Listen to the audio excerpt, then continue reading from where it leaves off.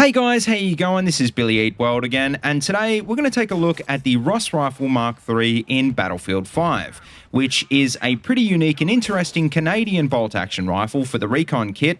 But the question is it any good? Well, let's jump right in and let's find out.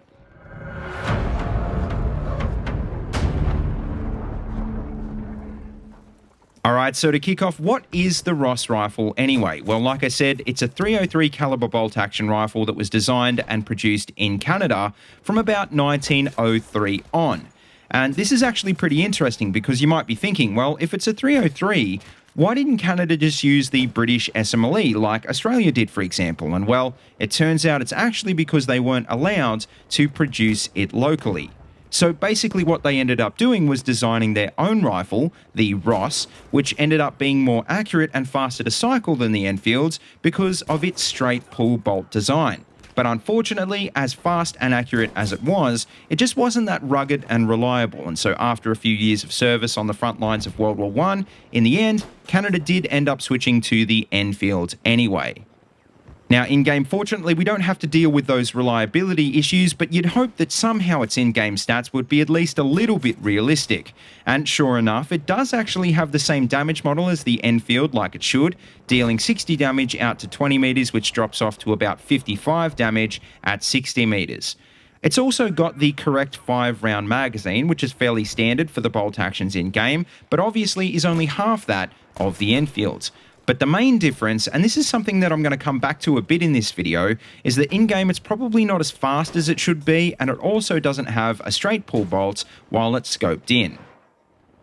Now, just to clear some things up before we go too much further, one thing you really have to know about the Lee Enfield is that it was famous at the time for its fast rate of fire. But like I said before, the Ross was famous for being even faster again, which it isn't in-game. And not just that, but both guns also for some reason have the straight pull bolt when they're in iron sights and not while they're scoped in. And so obviously that doesn't make sense. And so what I think DICE have done is try to focus on the Ross's reputation for accuracy instead by giving it a faster bullet velocity of 600 meters per second. Which isn't quite as high as, say, for example, the long-range bolt actions like the Kar 98, but it still is definitely enough to make a difference when it comes to bullet drop and lead on a target. The question is, though, is this faster bullet velocity worth the slower cycle rate and half the capacity? And I think probably the simple answer is, well, not really, because in Battlefield 5, there's not really any super long-range scopes anyway, and most of the time having the ability to fire faster and more often before reloading usually wins every time.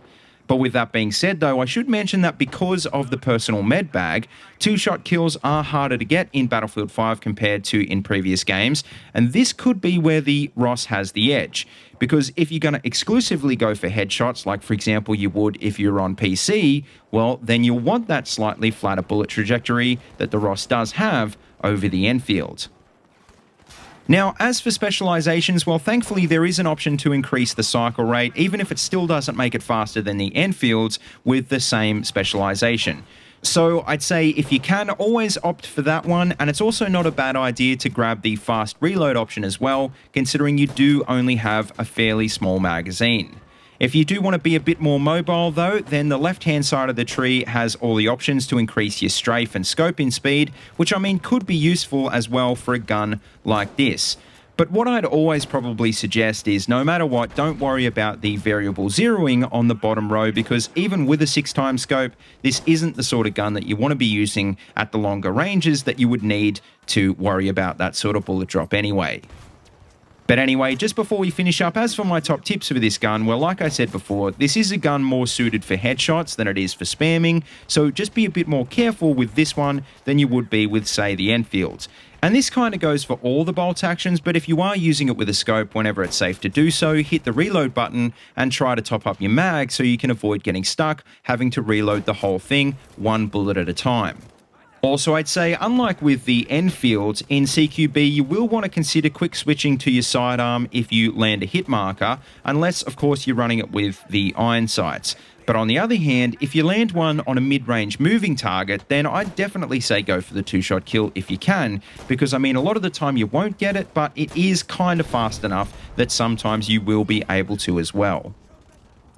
But anyway, guys, I guess that just about wraps up this video. So as always, make sure you let me know what you think about the Ross rifle in the comment section below. And also just remember, you can always leave your suggestions for what gun you want to see next in the series, and I'll do my best to try and get around to them, if not in the next video, but sometime in the near future. As always, though, don't forget to like, comment, and subscribe, and please feel free to check out the links in the description if you want to see any more of these videos. And also, don't forget you can find my Twitter and Discord links down there as well if you want to keep in touch. And as always, until next time, see you later, and have a good one.